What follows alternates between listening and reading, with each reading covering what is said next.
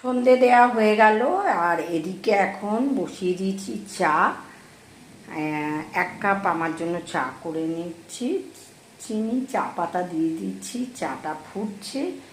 আর এদিকে কাপে না আমি দুধ নিয়ে নিয়েছি, আর তার সঙ্গে দেখো বেকারির এই বিস্কুটটা নিয়ে এসেছি কালকে, 2টো বিস্কুট নিয়ে নিচ্ছি।